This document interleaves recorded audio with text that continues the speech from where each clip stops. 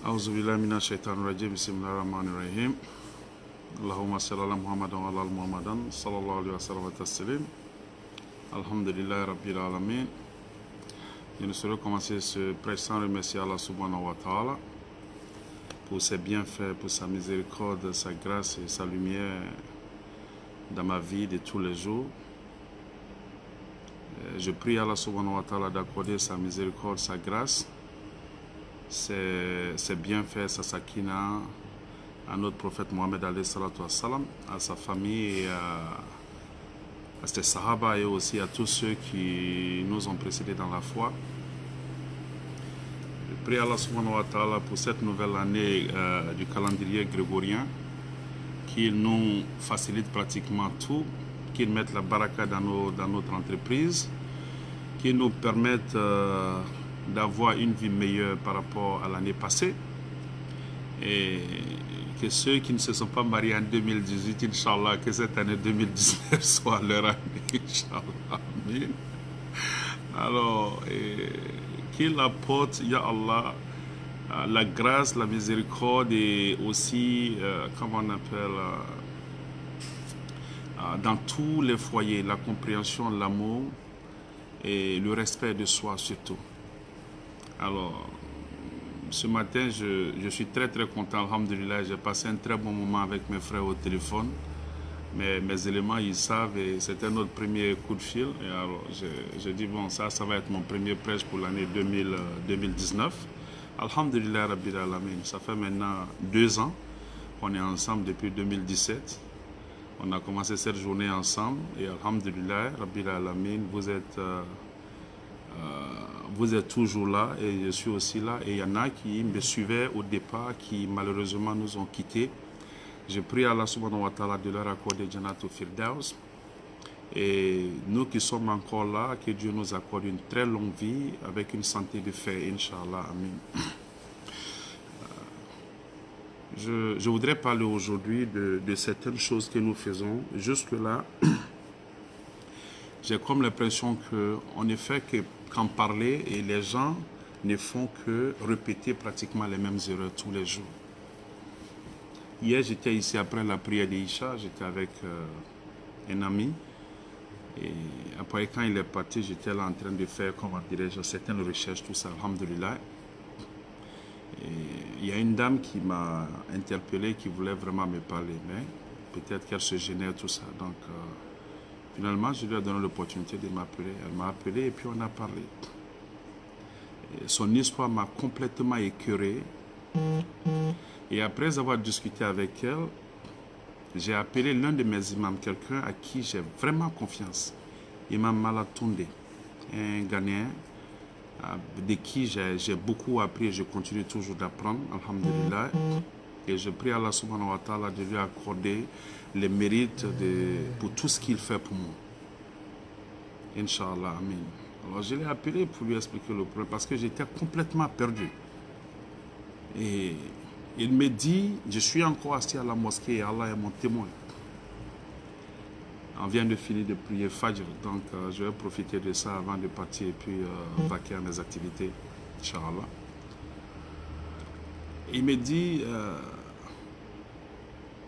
Eladj Karim, ça va te surprendre que le problème dont tu es en train de me parler actuellement, je suis actuellement en train de vivre le même problème parce qu'il y a quelqu'un de ma famille qui est en train de vivre ça. Donc, et la personne là se rabat sur moi pour pouvoir trouver des conseils. Donc là, je me suis dit, encore, comme je l'ai dit, je le dis souvent dans mes prêches, je dis que quand une personne m'appelle pour me parler d'un problème, c'est que c'est un problème qui est général. Mais les gens ont souvent peur de parler. Ce n'est pas tout le monde qui a le courage d'approcher les gens. Je le sais. Parce que chaque fois que je parle de ça, de ce problème-là qui m'a été expliqué par quelqu'un qui m'a approché, une fois que je finis de parler, mon inbox est rempli parce que c'est là que les gens ont le courage de venir exposer leurs problèmes. C'est vraiment triste parce que, comme je le dis, nous vivons dans une culture qu'on appelle la culture du silence. Les gens ne parlent pas. Les gens ont peur de parler simplement parce qu'ils ont peur des préjugés, ils ont peur d'être indexés. Mais si tu ne parles pas, comment est-ce que tu peux trouver une solution à ton problème? Avant d'aller loin, voilà un ami turc, on a fini de prier Fajr. Il me dit, Imam, I need to talk to you, je veux te parler. Il dit, ok. Il dit, là, il est fort probable que je parte en prison ces jours-ci. Il dit, Subhanallah. On vient juste de discuter. Il dit, Subhanallah. Il dit, pourquoi? Il dit, parce que mon ex-femme ne veut pas me laisser rentrer chez elle à la maison. Elle ne veut pas me laisser rentrer à la maison pour pouvoir manger avec mes enfants. Et son copain, elle laisse quelqu'un d'autre à la maison auprès de mes enfants, mais moi, je n'ai pas le droit de rentrer à la maison chez elle. Et son copain, la dernière fois, m'a appelé et il a dit qu'il va me violer. Subhanallah. Donc vraiment, moi en tant que musulman, quand quelqu'un me dit quelque chose comme ça, vraiment je ne peux pas supporter. Je vais aller le voir, je vais lui casser la gueule, je vais lui montrer que chez nous, ça ne se dit pas.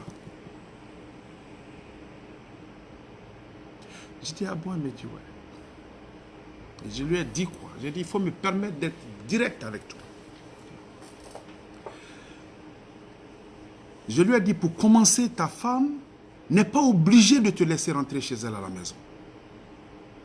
C'est sa maison à elle. Même si tu l'aides à payer le loyer, même si tu l'aides à nourrir tes enfants, ce qui est ton droit, ou bien ce qui est ton devoir, elle n'est pas obligée de te laisser rentrer chez elle.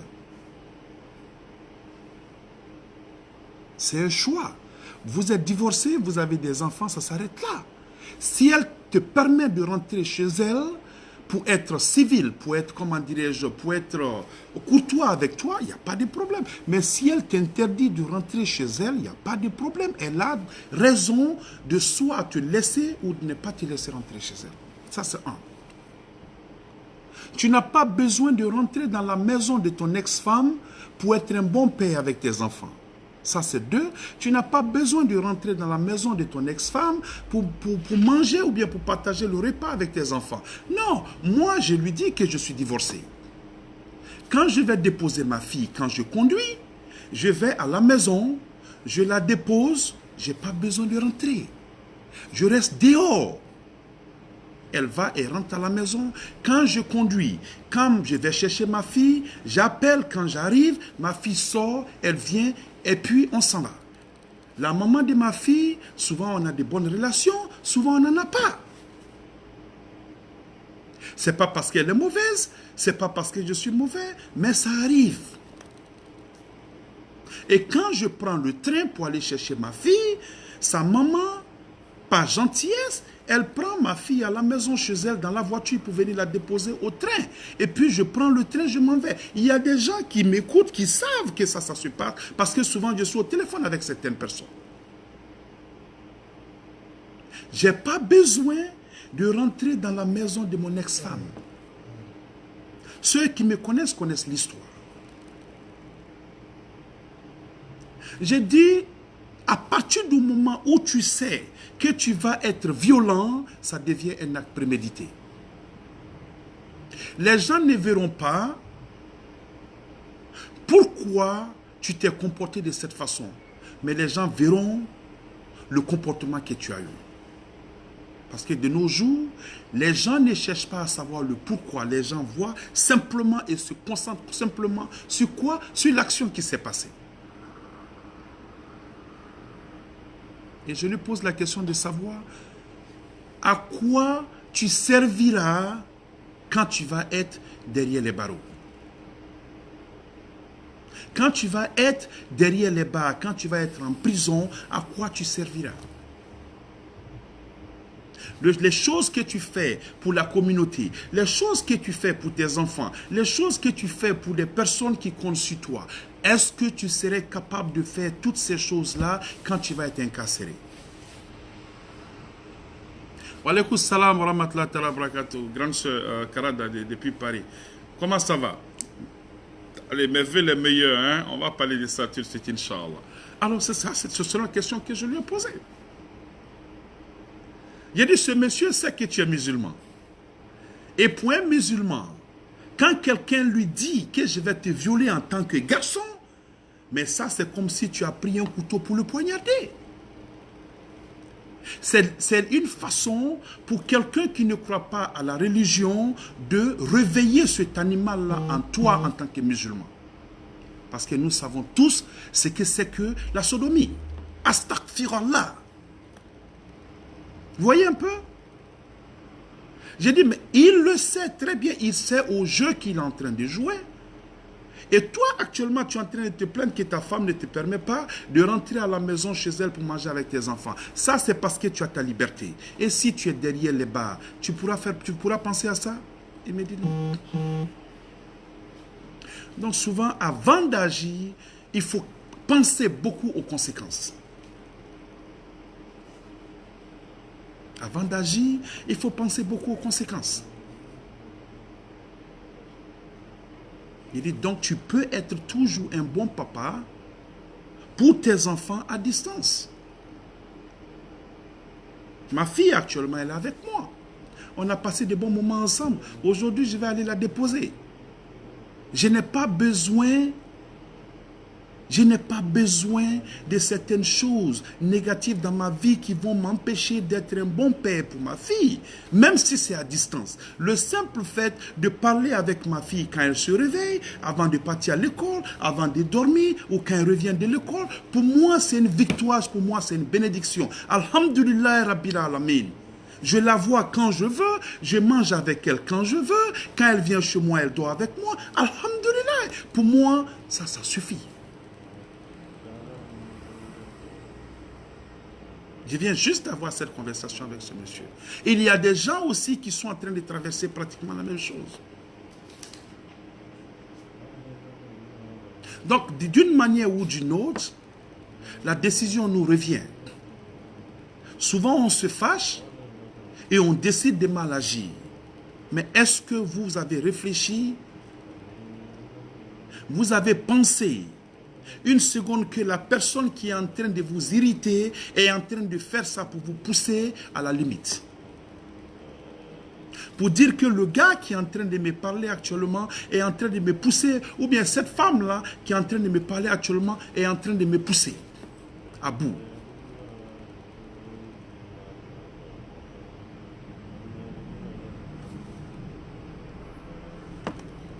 Moi, je le dis à tout le monde. Il n'y a pas quelqu'un qui a peur de la violence comme moi. Tu commences, je suis parti. Parce que tout ce qui va m'empêcher d'être un homme libre, wallah, j'évite ça avec toute l'énergie possible. Pour dire que Karim est disponible, on peut l'appeler à tout moment, il est à la mosquée, il est en train de prêcher, il est en train de faire ça. Quand on a des problèmes, on va vers lui. Ça, c'est parce que Karim a sa liberté. C'est parce que Karim a sa liberté. On ne dit pas qu'en prison, on ne parle pas. Mais la liberté que j'ai aujourd'hui, que les gens m'appellent à tout moment. En prison, tu ne parles pas quand tu veux parler à tout moment. En prison, les gens n'ont pas de cellulaire. En prison, il y a un téléphone qui est là. Et quand tu appelles quelqu'un, la personne, on lui demande toujours de savoir si elle est prête à accepter les charges. Et si elle te dit non, il n'y a pas de coup de fil. C'est quand la personne de dehors accepte de payer les charges qu'il y a conversation. Mais ici, c'est moi qui paye ma facture. Ici, c'est moi qui paye mon téléphone. Ici, c'est moi qui dispose de mon temps. Pourquoi? Parce que j'ai ma liberté. Mais est-ce que les gens réfléchissent un tout petit peu? La liberté n'a pas de prix. Je voudrais partager ça avec vous parce que je sais qu'il y a des hommes qui sont en train de traverser ça actuellement et comme il y a des femmes aussi qui traversent ça. Alors qu'Allah nous donne une très bonne compréhension, je lui ai parlé, je lui ai demandé d'exercer beaucoup plus de sabr, beaucoup plus de patience, d'ignorer ce monsieur et d'ignorer son ex-femme. Tant que elle ne l'empêche pas de parler avec ses enfants. Tant qu'elle ne l'empêche pas d'être un papa à ses enfants, tant qu'elle ne l'empêche pas de voir ses enfants, le reste, alhamdulillah, rabbil alamin, le reste, on s'en fout. Le reste, on s'en fout. Il y a beaucoup d'hommes actuellement qui sont en prison. Pourquoi? À cause de ce genre de futilité. Moi, mon ex-femme, je m'en fous.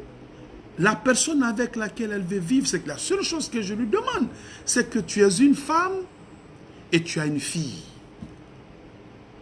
Sois responsable dans tes décisions, parce que ta fille, elle te regarde. Et le reste, je prie Allah, subhanahu wa ta'ala, pour qu'il puisse guider ma fille. Parce que c'est Allah qui guide. Ce que je ne peux pas contrôler, je ne me casse pas la tête pour ça. J'avance. Alors, qu'Allah nous donne une très bonne compréhension. Ça, ce n'est pas le sujet que je voudrais aborder aujourd'hui. Et alors, je reviens maintenant, Inch'Allah, sur le vif du sujet. C'est le problème que je voudrais aborder aujourd'hui. Mon problème, ma question, c'est quoi? Je crois que je l'avais écrit hier. Excusez-moi. J'ai dit que pourquoi comment dirais-je, pourquoi nous nous cachons derrière la religion pour excuser nos imperfections et nos lacunes? Ça, c'est la question que je suis en train de poser aujourd'hui. Quand une femme, nous sommes aujourd'hui en 2019, qui a dit qu'il a écrit quelque part, que ce soit dans le Coran ou bien dans les hadiths, que la femme doit travailler pour venir donner à son mari. Si c'est écrit, moi je n'en ai pas vu. Si c'est écrit, je n'en sais rien. Si c'est écrit, qu'on vienne me le dire. La femme est la responsabilité de l'homme. Dieu nous a dit dans le Coran, excusez-moi, il nous a dit ça dans la sourate, comment elle s'appelle? Sourate 4 Al-Nisa, les femmes, je crois verset 3. Il dit quoi? Il dit, et si vous craignez de n'être pas... Ok, et si vous craignez de n'être pas juste envers les orphelins, il est permis d'épouser 2, 3 ou 4 parmi les femmes qui vous plaisent. Mais si vous craignez de n'être juste avec celle-ci, alors seul ou des esclaves, une seule ou des esclaves que vous possédez. Cela afin de ne pas faire d'injustice. Je reprends. Il dit que, Allah subhanahu wa ta'ala dit, il dit, et si vous craignez de n'être pas juste envers les orphelins, il est permis d'épouser 2, 3 ou 4 parmi les femmes qui vous plaisent. Mais si vous craignez de n'être pas juste avec celle-ci, alors une seule ou des esclaves que vous possédez. Cela afin de ne pas faire d'injustice. Ce qui veut dire quoi? Allah nous a permis de marier 1, 2, 3, jusqu'à 4 femmes. Quand j'ai fini, je suis allé, j'étais en train de voir le tafsir et tout ça. Il nous a permis d'épouser jusqu'à 4 femmes. Mais comme il a dit, ce n'est pas une obligation. Il dit, fais-le si tu es sûr d'être juste avec elle. Mais si tu as peur d'être injuste, alors une seule femme ou des esclaves que nous possédons. Aujourd'hui, de nos jours, on ne parle pas d'esclavage. De nos jours, on ne parle pas d'esclavage. Donc, de nos jours, nous sommes tous des hommes libres et des femmes libres. Nous sommes des personnes libres. Tu peux avoir des gens qui travaillent chez toi. Tu peux avoir des gens qui font tout pour toi. Ça ne veut pas dire qu'ils sont tes esclaves. Les esclaves ne sont pas payés. Mais aujourd'hui, de nos jours, toute personne, il y a des bonnes, il y a des boys. Ces gens-là sont à votre merci. Ils font tout ce que vous leur demandez de faire. Mais vous les payez. Donc, ils ne sont pas esclaves. Alors, Allah nous dit qu'on peut avoir 2, 3, jusqu'à 4 femmes. Mais si on n'est pas sûr d'être fidèle, on n'est pas sûr d'être juste, d'être équitable avec elle, alors une seule femme, ça nous suffit. Et il est allé encore plus loin dans la même sourate. Au verset 129, il dit que ce serait très dur pour nous d'être juste envers elle, ou entre elle, ou avec elle, même si ça c'était notre désir le plus ardent. Ce qui veut dire que c'est très très difficile d'être juste entre deux personnes. Wallahi, ce n'est pas moi qui le dis. C'est très difficile d'être juste envers deux personnes. Verset 129.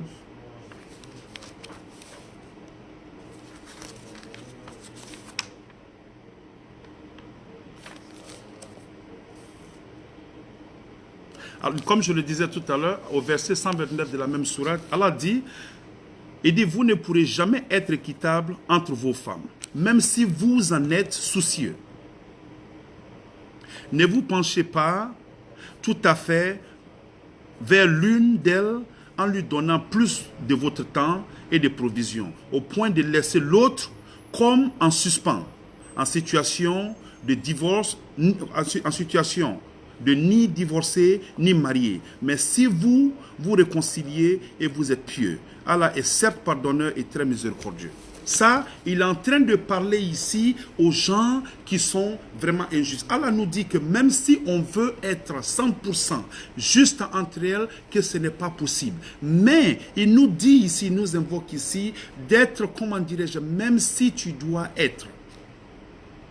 Même si tu aimes l'autre, il ne faut pas te pencher à 100% vers elle. Il ne faut pas lui accorder à 100% ton temps en délaissant l'autre comme si elle n'était ni mariée ni divorcée. C'est-à-dire que même si, comme si elle était simplement chez toi à la maison comme une décoration. La justice entre deux personnes, c'est la chose la plus difficile. Mais même si tu dois être juste, il faut t'arranger pour que ce ne soit pas aussi apparent. Il ne faut pas que ce soit aussi, comment dirais-je, je ne sais pas comment on dit ça en bon français. Vous voyez un peu? Mais aujourd'hui, c'est ce qui est en train de se passer. Celui qui marie une deuxième femme, il oublie que la première femme existe. Allah qui nous a imposé ça, en plus de ça, il nous a aussi fait savoir qu'il nous connaît mieux, qu'il serait très difficile pour nous d'être juste, wallahi, qu'il serait très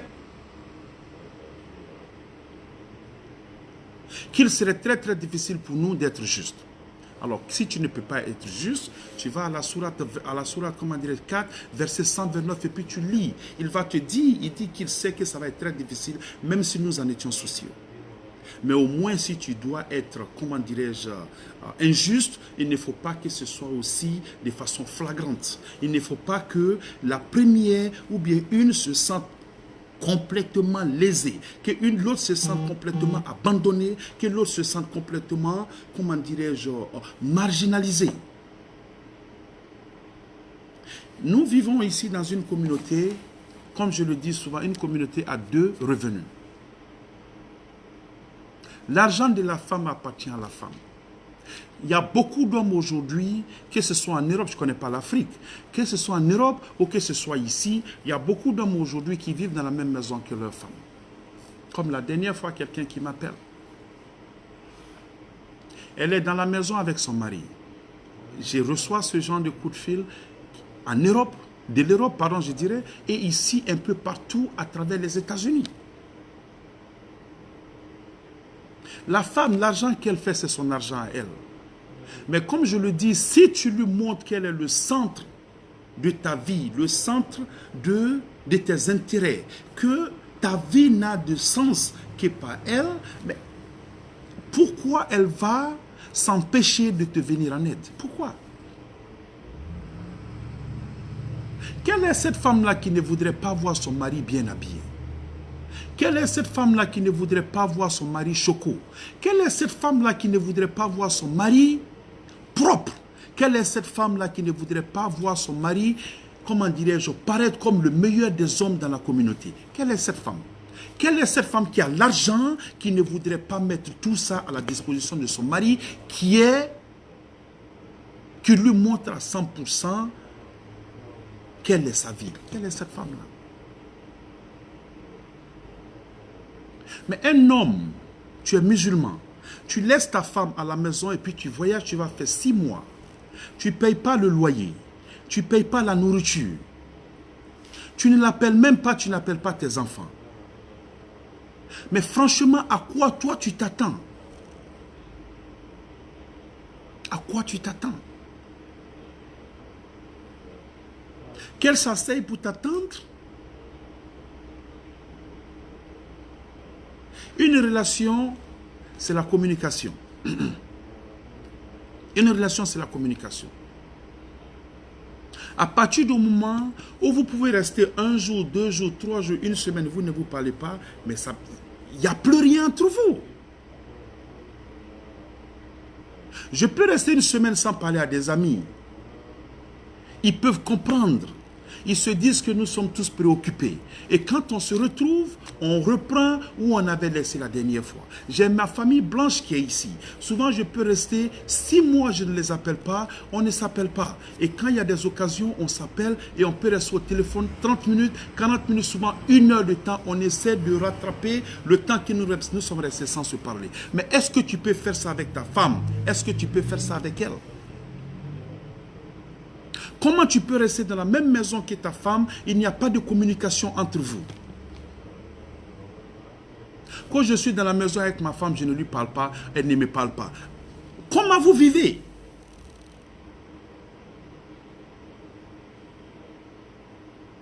Comment vous vivez? Vous êtes dans la même maison. 1 mois, 2 mois, 3 mois, vous ne vous parlez pas. Et quand tu as besoin d'elle, tu viens la trouver la nuit comme si de rien n'était. Tu couches avec elle et puis après tu te lèves et la guerre continue. So, I just don't get it. I really do not get it. Je ne peux pas comprendre. Je ne peux pas comprendre. Même mon ex-femme et moi, on n'est pas amis, mais on n'est pas ennemis. Je n'ai pas besoin de l'appeler 1 fois chaque semaine. Non, je n'ai pas besoin. Ma fille, elle est grande, elle a 13 ans. Elle a son cellulaire, je communique avec elle. Quand il y a un sujet aussi important concernant ma fille, elle le on s'appelle et puis on discute. Ça s'arrête là. Sa vie, ce n'est pas mon problème. Je ne pose pas de questions à ma fille à savoir ce qui se passe chez elle à la maison. Non, c'est le dernier de mes soucis. Elle est assez grande. Elle le on communique. Mais sa vie, c'est sa vie à elle. La vie de sa maman, c'est la vie de sa maman. Mais ça, c'est mon ex. Ma femme à moi, nous vivons dans la même maison. Et nous pouvons rester 2 semaines, 3 semaines, on ne se parle pas. L'amour est en train de disparaître. Et quand ça continue, ce qui se passe, c'est quoi? Chacun de vous va développer un intérêt ailleurs. Un intérêt ailleurs. Parce que le gars au boulot, il reconnaît simplement en regardant le visage de la femme, il sait qu'elle est stressée. Par courtoisie, par gentillesse, par galanterie, qu'est-ce qui se passe? Il lui parle. Oh, qu'est-ce qui ne va pas? Je sais que vraiment tu es stressé, tu n'es pas comme tu étais, comment dire, il y a 2 semaines. Qu'est-ce qui ne va pas? Elle a besoin de parler. Si elle n'est pas forte, si elle n'a pas quelqu'un d'autre à qui elle parle, elle va se confier à celui-là. Et si le gars n'est pas de bonne intention, l'attention que toi tu ne lui accordes pas, tu ne lui accordes pas à la maison, si ce monsieur-là lui accorde ça, vous savez, il y a combien de femmes qui couchent avec des gens et ce n'est que plus tard qu'elles se rendent compte qu'elles ont commis une bêtise.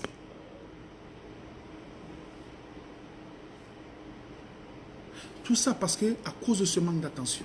Ta femme est chez toi à la maison, tu voyages, tu ne payes pas le rent. Tu voyages, tu ne lui donnes pas sa subsistance. Toi, en tant qu'homme musulman, je ne parle pas des autres religions. Toi, en tant que musulman, quel livre toi tu lis? Ou bien tu te dis non, je n'ai pas besoin de payer la maison, elle travaille. Elle travaille, mais elle porte ton nom. Les enfants qu'elle a portent toi ton nom, elle est sous ta tutelle. C'est ta responsabilité de t'assurer que celle-là, elle est bien. C'est ta responsabilité de t'assurer que tout ce qui se passe à la maison, ça va. Dieu, on est dans des mariages ici qui ne sont pas des mariages conformément à la religion. Parce que les colas sont sortis, parce qu'on est allé à la mosquée, on a fait des trucs. À partir du moment où tu abandonnes ta femme, 9 mois, 6 mois, 1 an, tu continues toujours d'appeler ça mariage?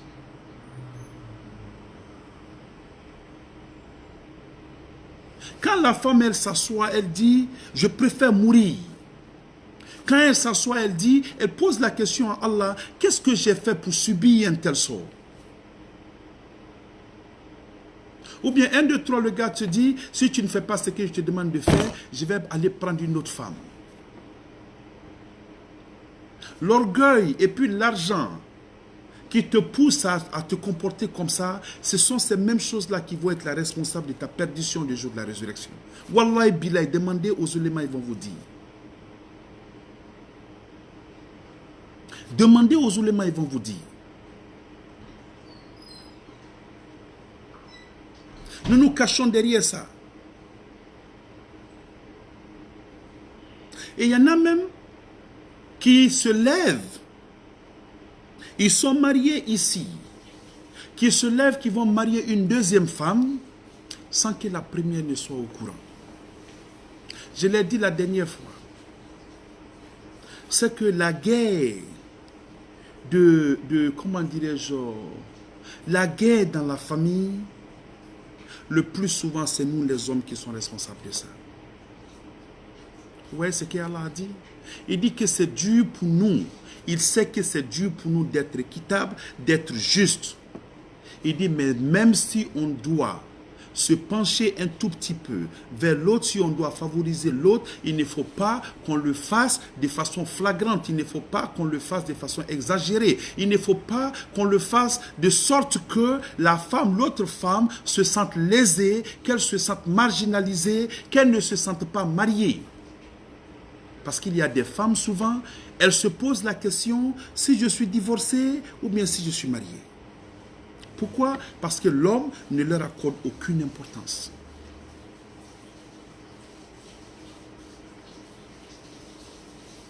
On nous a dit, Allah l'a dit dans le Coran, pour marier la femme, il faut lui donner la mahr. La mahr, c'est ce qu'on appelle la dot. C'est une obligation.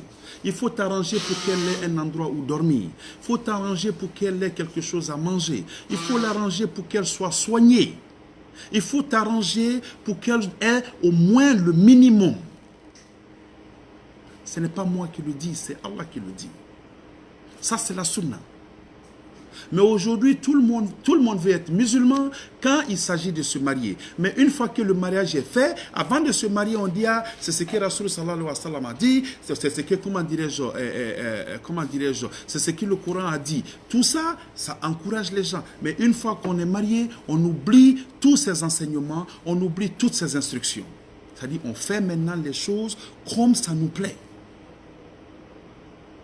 Mais on continue toujours de s'appeler musulman. Quel est ce musulman-là qui abandonne sa femme? Quel est ce musulman? 6 mois,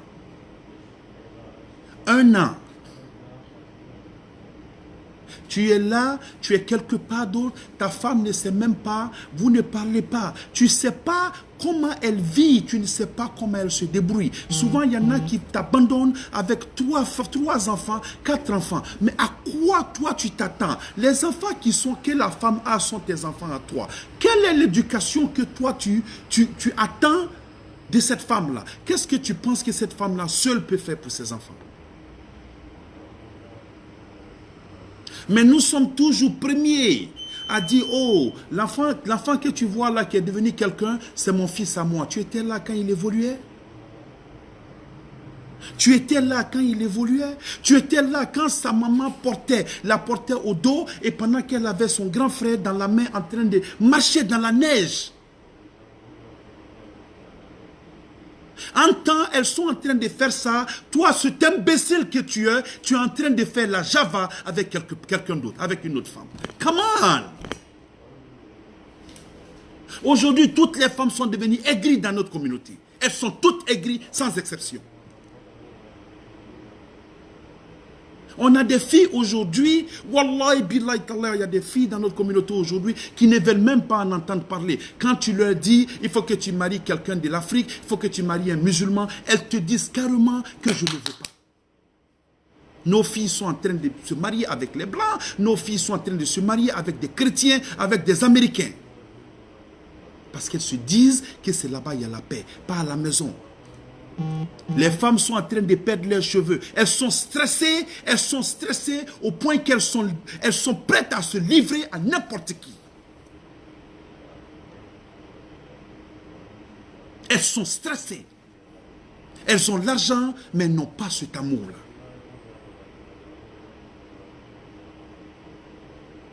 Il y en a qui ne se gênent même pas.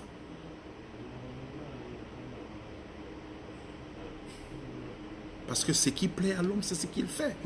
Et tu ne peux pas appeler ta maman pour lui parler, ou bien la maman de ton mari. Tu appelles ses parents et te disent, ah, ça c'est votre problème à vous. Tant que ça ne va pas, c'est votre problème à vous. Mais quand ça va, que toi tu es toujours prête en tant que femme pour donner de l'argent aux parents de l'homme, toi tu es la meilleure.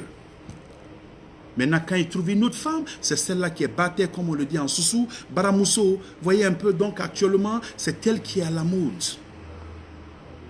Joe. Toutes les larmes qui coulent d'une femme vertueuse, qui coulent des yeux d'une femme vertueuse, parce qu'elle a été stressée par toi, tu vas payer ça, tu vas payer ça, tu vas payer ça le jour de la résurrection. Mais moi je parle, les prédicateurs parlent tous les jours, mais est-ce que nous les hommes on écoute? Est-ce qu'on écoute?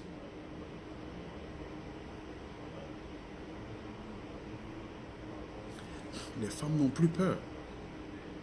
Avant, les femmes, elles avaient peur. Mais maintenant, là, elles sont tellement frustrées que coucher avec quelqu'un d'autre, autre que leur mari, ça ne leur dit rien. C'est devenu comme bonjour. C'est devenu comme bonjour. Elles s'en foutent. Parce qu'elles se disent que trop, c'est trop. C'est ce que j'ai dit la dernière fois à mes soeurs. Quand vous voyez que vous êtes actuellement en train d'arriver ou en train d'aller vers ce chemin, évitez tout ça, divorcez.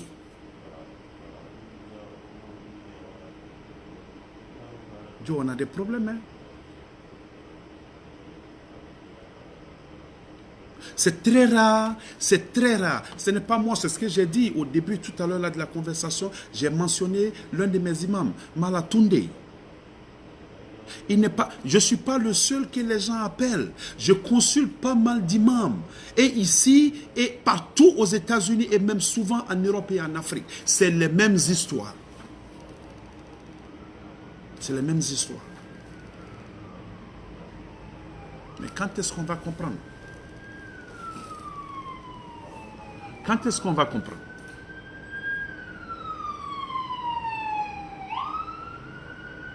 On nous dit que si tu veux savoir que Allah est ami avec toi, que Allah, comment dirais-je, approuve ton comportement, Allah est vraiment content de toi, il faut regarder ton comportement avec ta famille. Regarde ton comportement avec ta famille. Comment tu es avec ta femme? Comment tu es avec tes enfants? On a des enfants aujourd'hui à la maison. Ce n'est pas seulement maintenant. Ça a toujours existé. Il y a des enfants que je connais. Moi, Karim, j'en fais partie. Il y a beaucoup d'entre vous actuellement vous qui m'écoutez, beaucoup d'entre vous en font partie. Pourquoi? Parce que la maman, elle est tellement frustrée que la seule personne sur laquelle elle peut se décharger, c'est toi le pauvre. Donc, point oui et point non, ta maman, elle te prend et puis elle te tabasse. Souvent, elle se pose, toi-même, tu lui demandes, qu'est-ce que j'ai fait? Elle n'a pas de raison, elle n'a pas d'explication. Maintenant, toi, le père, tu es responsable de tout ça. Pas seulement de la misère de ta femme, et aussi, comment dirais-je, de la souffrance corporelle qui a été infligée par ta femme à ton enfant. Parce que c'est une chaîne. Quand c'est gâté en haut, l'eau coule. Tout est gâté en bas. Combien de fois nous on a été frappés parce que la maman elle est frustrée? Combien de fois vous avez été frappés parce que la maman elle est frustrée? Des femmes qui restent. Assalamu alaikum Sheikh Mohammed. Thank you for being here this morning. I hope after all this, I'll give you a call later on to learn some from you, inshallah.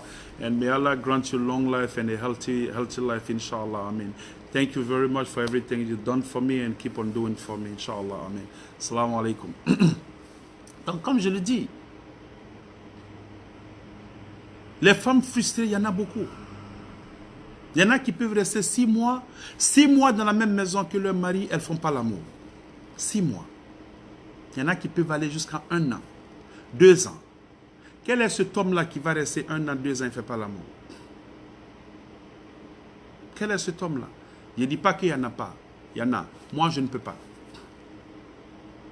2 ans? Oh, je dois être malade. Voyez un peu? Donc, tu restes là. Pendant que toi, ta femme, elle est couchée à côté de toi. 2 ans, 1 an, tu ne la touches pas. Est-ce que ça veut dire que tu ne vas pas ailleurs? Ils ont tous des petites copines ailleurs. Je parle ici des hommes mariés qui abandonnent leur femme simplement parce que ça leur plaît, parce que pour eux, c'est une façon pour eux de montrer qu'ils sont des hommes.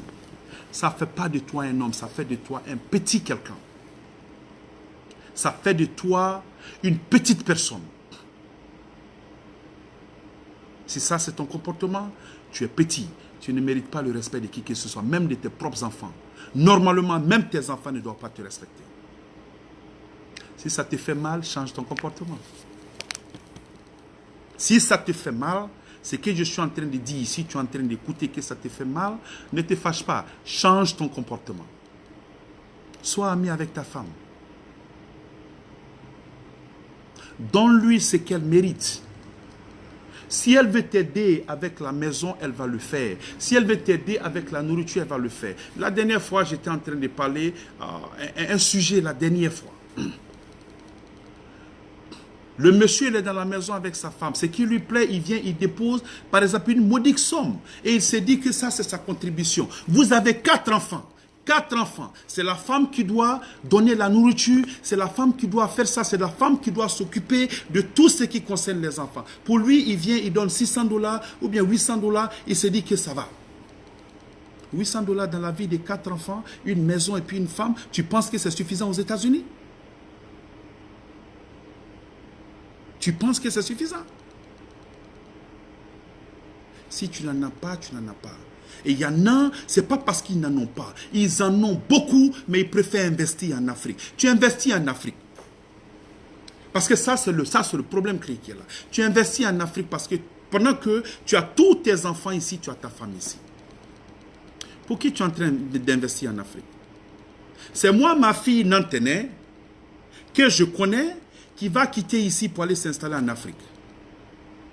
Vos enfants qui sont en train de naître ici, Nantenais même ça va, elle est métisse. On peut la comprendre.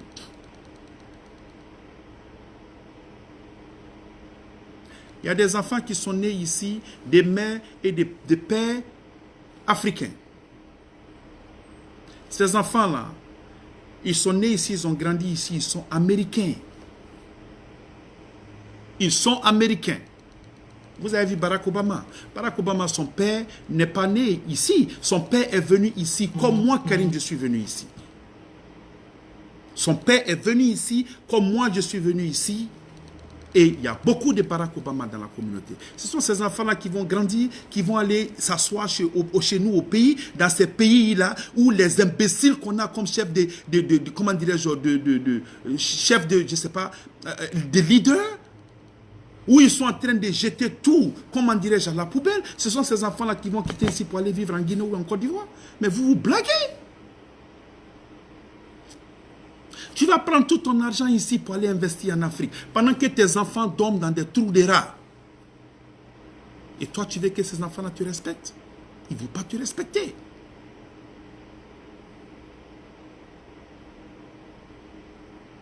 Tu vas construire toutes tes maisons en Afrique. Le jour où tu meurs, ce sont tes frères et d'autres personnes qui vont s'accaparer. Ta femme et tes enfants, ils sont ici, ils ne connaissent pas la réalité au pays. Les enfants là sont américains. Ta femme ne peut pas partir là-bas. Ça, c'est l'Afrique. Ces gens qui sont là-bas, nos parents qui sont là-bas, ne regardent pas le livre, ne regardent pas le Coran où on parle de l'héritage. Ça, c'est le dernier de leurs soucis. C'est le dernier de leurs soucis. Donc, les enfants que tu as, avec tout ce que tu as comme investissement en Afrique, les enfants ne vont pas en profiter. Là, tu ne le fais pas pour tes enfants, tu le fais pour toi. Fadenya, ou bien dans la famille, qu'on dise que celui-là, il est arrivé, c'est un babaché.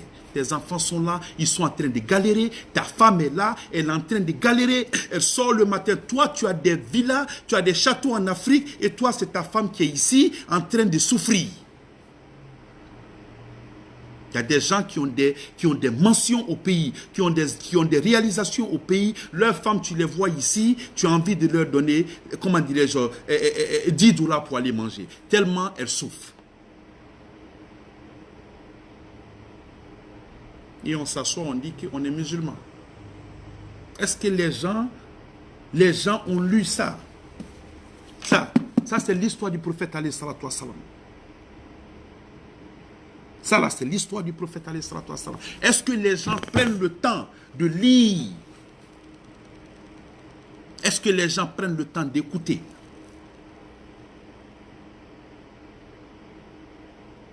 Quand tu parles, on dit non, je suis musulman.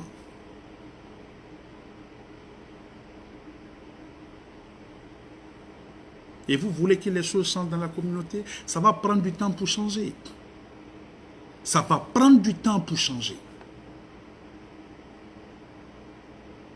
Ta femme, donne-lui ce dont elle a besoin. Donne-lui ce qu'elle mérite. Prends tes responsabilités en tant qu'homme. Tu veux être respecté. Et par tes enfants et par ta femme, do the right thing. Moi, je connais des messieurs qui ont fait des accidents ici, qui ont eu de l'argent. 700 et quelques mille $, 800 000 $, 700 000 $, qui ont pris l'argent et qui ont abandonné leur foyer, leurs enfants, leurs femmes, ils ont tout abandonné, ils sont allés s'installer en Afrique. Ces gens-là sont des je ne sais pas comment on appelle ça en bon français, sont des cafards, cockroaches. Ce n'est pas des hommes. Tu souffres avec une femme pendant plusieurs années. Allah te montre la lumière. Allah te fait grâce. Il te fait don de quelque chose comme ça. Si tu ne partages pas avec ces gens avec lesquels tu as souffert, toi tu es un cockroach. Toi tu es un cafard. Le rat est mieux que toi.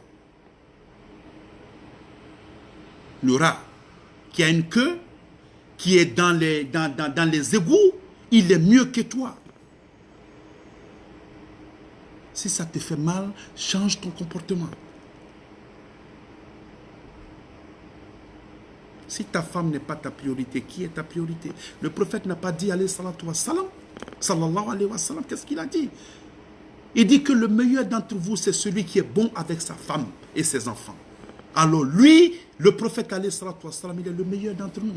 Pourquoi? Parce qu'il était bien avec sa femme et ses enfants. Ça, c'est le problème que nous avons. Tu veux être le meilleur des hommes à la maison, Tu veux être le meilleur des hommes dans la communauté, le papa bonheur, celui qui fait pratiquement tout pour tout le monde. Dehors, tu es l'homme adulé, aimé de tout le monde. À la maison, tu es un bourreau, toi tu es un cafard. You are a cockroaches. Period.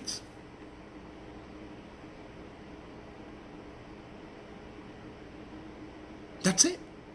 Tu es un cafard, cockroach, comme on le dit en bon anglais, tu es un cafard. Si tes femmes ne savent pas que toi tu souris, ta femme à la maison ne sait pas que tu souris, tes enfants ne savent pas que toi tu souris, pose-leur la question. Demande-leur, quand tu leur poses cette question, demande-leur de te parler, de te répondre avec le cœur propre, de te répondre en toute vérité. Pose-leur la question si ça leur fait plaisir d'être chez toi à la maison. Pose-leur la question et demande-leur de te répondre franchement en toute vérité. Ils vont te dire, papa, franchement, we don't want to be here. Franchement, on n'a pas envie d'être ici. Parce que qui a envie d'être dans un environnement aussi malsain que ça? Comment les gens? Ouvrez les yeux. Ça, c'est 2019. Ça, c'est mon premier prêche de l'année. Je ne vais pas faire de cadeaux à qui que ce soit. Nous sommes fatigués. Tous les gars, tous les prédicateurs que je connais, chaque fois que je consulte avec ces gens, chaque fois que je parle avec ces gens, c'est le même sujet. Merci beaucoup, comment dirais-je, Koulibaly. Généreux dehors et avare à la maison. C'est le même sujet tous les jours. La communauté ne peut pas être une meilleure communauté tant qu'il n'y a pas la paix, tant qu'il n'y a pas la paix à la maison.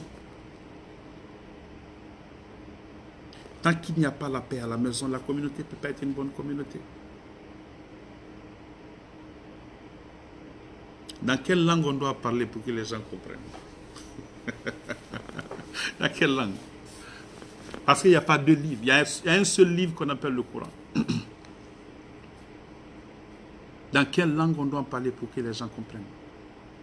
Nous nous cachons derrière les écrits pour justifier nos lacunes, pour justifier nos imperfections.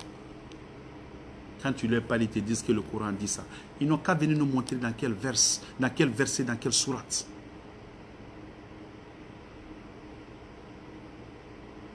Dans quel verset, dans quelle sourate que les gars là viennent nous montrer.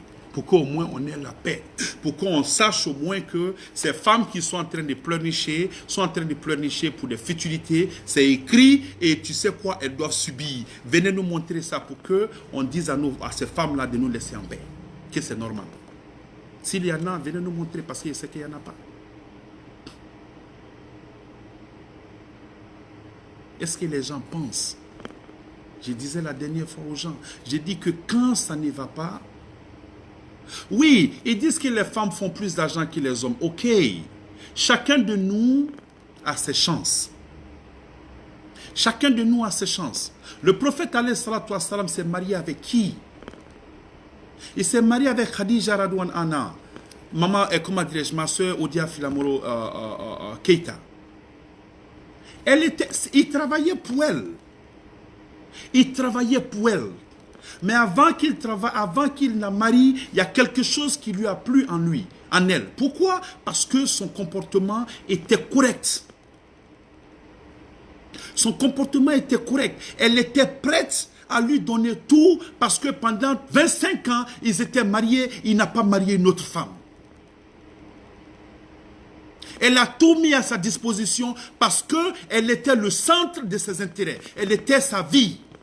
Pendant 25 ans, le prophète alayhi salatu wassalam et Khadija Radouane Anna sont restés ensemble pendant 25 ans. Elle lui a fait 6 enfants. Il ne l'a pas échangé avec une autre femme. Oui, c'est normal qu'elle fasse tout ça pour lui. C'est ce que j'ai dit quand j'ai commencé. J'ai dit qu'une femme qui fait l'argent plus que son homme, elle n'aura aucun problème d'aider son mari. Elle n'aura aucun problème de lui venir en aide ou bien de l'épauler si son mari lui montre qu'elle est le centre de sa vie. Oui. Si son mari lui montre qu'il n'y a aucune autre personne aussi importante qu'elle dans sa vie, pourquoi toi, en tant que femme, plus riche que ton mari, pourquoi tu vas refuser de lui venir en aide? Pourquoi? On s'associe pourquoi? On s'associe pour s'entraider. On s'associe pour se parfaire. On s'associe pour corriger nos défauts. Que les femmes, elles font plus d'argent que les hommes. Si les femmes, elles font plus d'argent que les hommes, c'est pas tous les hommes qui sont pauvres, c'est pas tout le monde qui est riche. Dans le mariage, on n'a pas besoin d'avoir beaucoup d'argent. La seule chose dont je suis en train de parler aujourd'hui, c'est pas l'argent. Je parle du temps. Que les gens comprennent. Ces femmes-là qui font beaucoup d'argent, même celles qui ne font pas d'argent, même les femmes qui sont pauvres, même quand la femme est pauvre, que c'est toi l'homme qui fait tout pour elle. Je vais te dire que la seule chose dont elle a besoin de toi, c'est ton attention, c'est ton temps, c'est tout. Quand elle gagne la paix à la maison, elle est tranquille. Elle est pauvre, elle va aller où? Elle est pauvre, toi tu es un homme décent. Elle est pauvre, toi tu es un homme décent. Tu fais quoi? Tu as un peu d'argent, tu t'occupes de ta subsistance. Tu t'arranges, comme il a été dit par l'islam, tu t'arranges qu'elle ait un toit. Tu t'arranges qu'elle ait des vêtements. Tu t'arranges qu'elle soit en bonne santé. Tu t'arranges qu'elle mange. Tu t'arranges qu'elle soit dans des conditions conformément à tes moyens. Et puis tu lui donnes la paix du cœur, la sakina.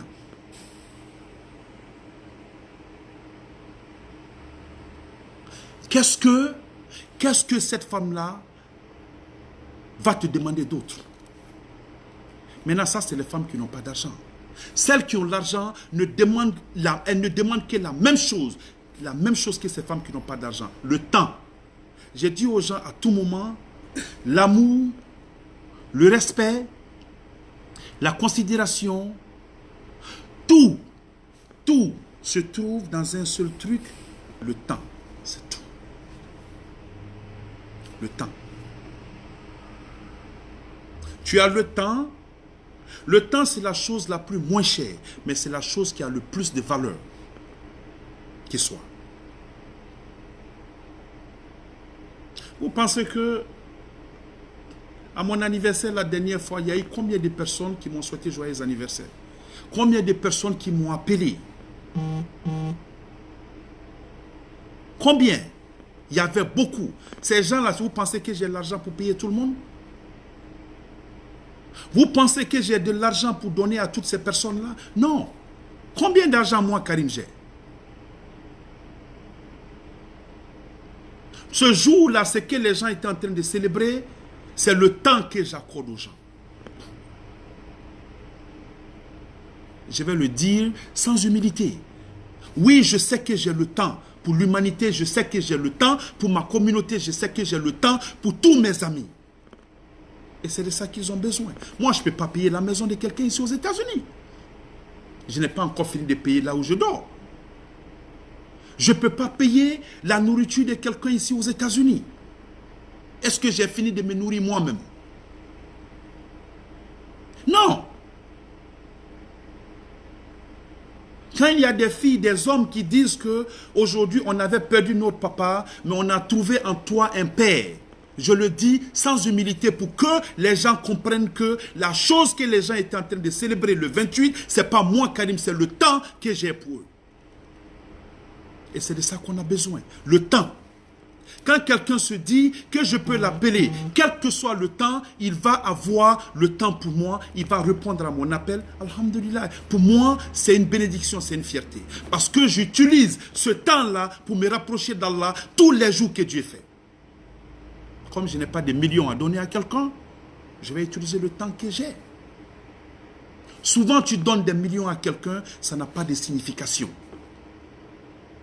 Parce que la personne en ce moment n'a pas besoin de ce million, la personne a simplement besoin de ton temps pour avoir ne serait-ce que 2 minutes pour parler avec elle. C'est tout.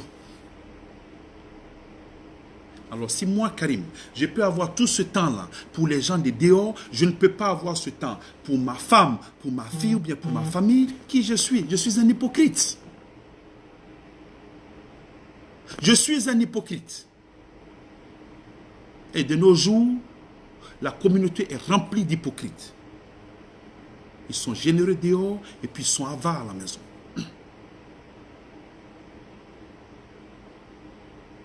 Il faut appeler les choses par leur nom. Il faut appeler les choses par leur nom. La femme n'a besoin que d'une seule chose, le temps. Ton affection. Même quand tu fais l'amour avec ta femme, wallahi, tu prends le temps pour le faire, elle va savoir qu'elle est avec un homme. Mais nous sommes tellement pressés, il y en a qui ne savent même pas ce que c'est que les préliminaires. Ils viennent, papa, ils sont partis. Le temps. Tout est dans le temps. Wallahi, billahi, tallahi, tout est dans le temps. Donne le temps aux gens que tu aimes. Tu vas voir jusqu'où ils ont de la considération, ils ont de l'estime pour toi. Tu ne prends pas le temps pour les gens, c'est un problème. Il dit que si tu veux savoir que tu es l'ami de Dieu, il faut regarder ton comportement avec tes parents.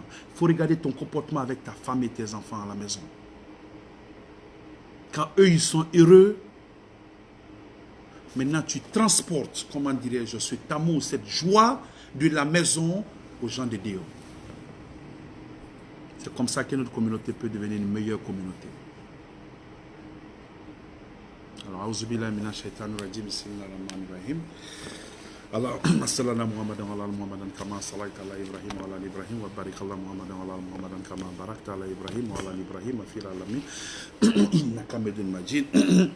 الله لا اله الا هو القيوم لا تاخذه سنه ولا نوم له ما في السماوات وما في الارض من ذا الذي يشفعنا بيده يعلم ما بين كالفم ولا يؤوذ بشيء من علمه الا ما شاء وسع كرسيه السماوات والارض ولا يؤوذ يزوم ولا يعصم بسم الله الرحمن الرحيم قل هو الله احد الله الصمد لم يلد ولم يولد ولم يكن له كفوا احد قل هو الله احد الله الصمد لم يلد ولم يولد ولم يكن له كفوا احد قل هو الله احد الله الصمد لم يلد ولم يولد ولم يكن له كفوا احد بسم الله الرحمن الرحيم قل اعوذ برب الفلق من شر ما خلق من شر غاسق اذا وقب ومن نفسة في لون غير مشر غاسق إذا وقب قل أعوذ برب الفلق من شر ما خلق من شر غاسق إذا وقب ومن نفسة في لون غير مشر غاسق إذا وقب قل أعوذ برب الفلق من شر ما خلق من شر غاسق إذا وقب ومن نفسة في لون غير مشر غاسق إذا وقب بسم الله الرحمن الرحيم قل هو الله قل أعوذ برب الناس مالك الناس إله الناس من شر الوسواس الخناس الذي يوسوس في صدور الناس من الجنة والناس قل أعوذ برب الناس مالك الناس إله الناس من شر الوسواس الخناس الذي يوسوس في صدور الناس من الجنة والناس قل أعوذ برب الناس مالك الناس إله الناس من شر الوسواس الخناس الذي يوسوس في صدور الناس من الجنة والناس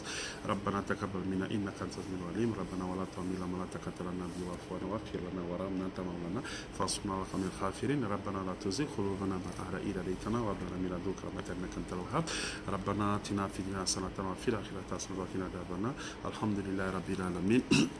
Je demande à Allah subhanahu wa ta'ala de soigner tous nos malades et que cette année 2019 soit vraiment l'année de la guérison totale. Que nos malades qui sont couchés à l'hôpital, que ceux qui sont sur pied, qu'Allah leur accorde shifa, car c'est lui, Allah, le guérisseur par excellence. Je prie Allah subhanahu wa ta'ala qui a guéri Sayyidina Ayoub, après lui avoir tout arraché, après lui avoir arraché sa santé, ses biens, tout et tout. Wallahi, je prie sur Allah subhanahu wa ta'ala, qui est le parfaitement connaisseur de ce que nous divulguons, de ce que nous dissimulons. Ya Allah, je lui demande de soigner tous nos malades.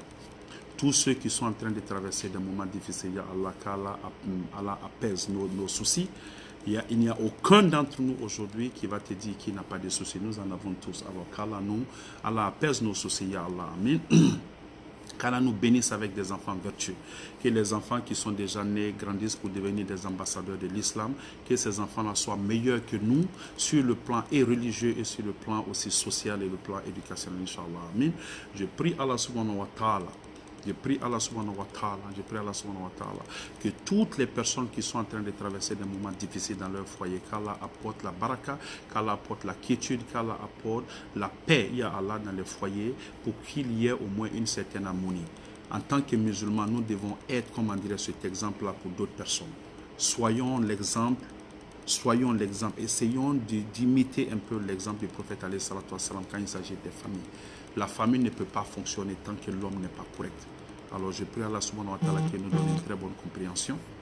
Que ceux qui n'ont pas encore fait le Hajj, que cette année 2019, ya Allah, soit l'année du Hajj. Qu'Allah facilite le Hajj pour tous les jeunes et les vieux, dans la santé, dans l'allégresse, ya Allah. Amin. Et qu'Allah subhanahu wa ta'ala nous donne une très bonne fin. Cette fin-là, avec pour dernière parole, ya Allah, avec pour dernière parole, la ilaha illallah Muhammad Rasulullah sallallahu alayhi wa sallam. Cette fin-là qui est destinée aux vertus. Qu'Allah subhanahu wa ta'ala accorde sa miséricorde, sa grâce, sa lumière, ses bénédictions à notre noble prophète Mohammed alayhi salatu wa salam, à sa famille, à ses sahaba et à tous nos parents qui nous ont précédés dans la foi. Ya Allah, amin. Qu'Allah, comment dirais-je, renforce notre amitié, nos fraternités. Qu'Allah nous écarte de Shaitan et de ses adeptes. Qu'Allah fasse de nous des musulmans pieux et, comment dirais-je, assidus à la prière. Qu'Allah nous facilite, Inch'Allah, l'accomplissement des 5 prières journalières.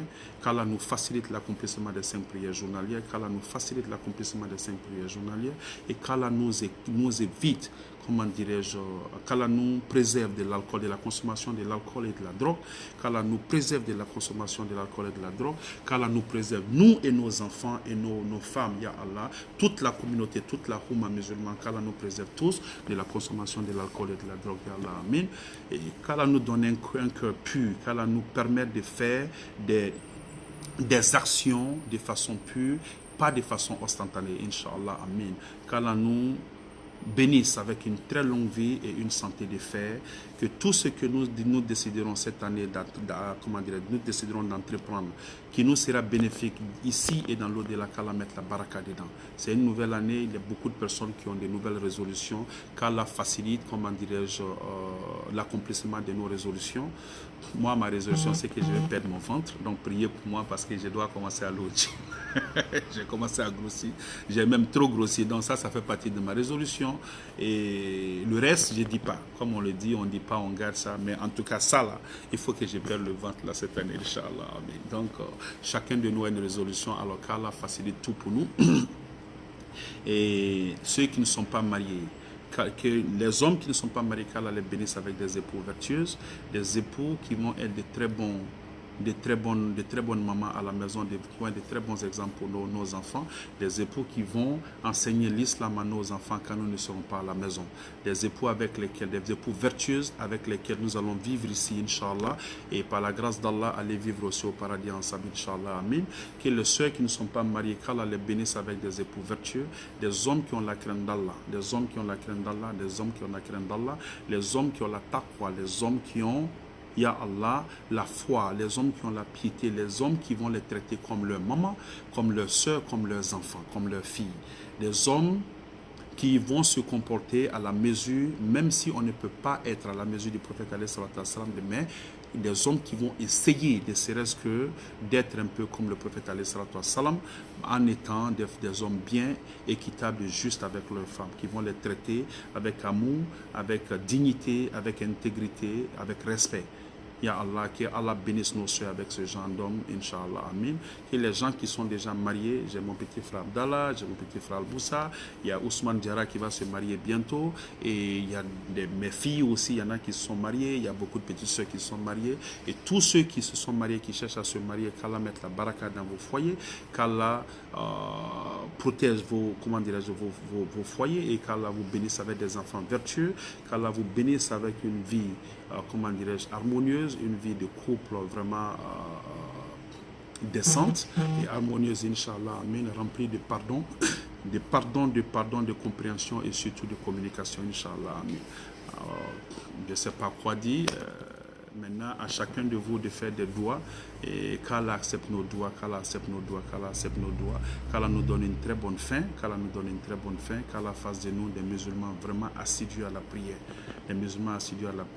qu'Allah nous donne cette année, ya Allah, l'opportunité et nous donne la grâce d'ouvrir le Coran de temps à autre pour le lire. Lisons le Coran. Lisons le Coran. Moi, Karim, si je dis quelque chose que vous avez du mal à comprendre, aujourd'hui, personne ne peut mentir. Tout à l'heure, j'ai fait référence à quoi? À la sourate An-Nisa, j'ai fait référence à la sourate An-Nisa, verset 3, et puis j'ai fait référence au verset 129. Vous pouvez partir vous-même, prenez le Coran, ouvrez le Coran, et puis essayez de lire. quand vous finissez de lire, vous demandez à certains, comment dire, ulama autour de vous, ok, il y a Karim qui avait dit ça, il a fait référence à cette sourate-là, qu'est-ce que ça veut dire? Il a fait référence à ces versets-là, qu'est-ce que ça veut dire? Ouvrez le Coran, lisez-le. Je parle avec beaucoup de personnes qui te disent, ah, j'ai écouté ça, j'ai écouté ça. Il ne faut pas écouter et puis donner ta propre interprétation. Il faut écouter et chercher à comprendre ce que ça veut dire. Il faut chercher à comprendre ce que ça veut dire. Wallahi, il ne suffit pas de lire le Coran. Il faut lire le Coran et faire un hafiz, mais il faut comprendre ce que le Coran dit. Quand tu comprends ça, tu vis ta vie conformément à ça. Alors que nous soyons de très bons musulmans, Inch'Allah. Qu'Allah nous préserve des shaitans, Inch'Allah. Amin. Auzubillah mina shaitan rajim. Bismillah ar-Rahman ar-Rahim. Subhana rabbika rabbil izzati amma yasifun. Salamun al mursalin. Walhamdulillahi rabbil alamin. Bonne et heureuse année 2019 et allez, on se reprend bientôt, Inch'Allah. Assalamu alaikum wa rahmatullahi wa barakatuh.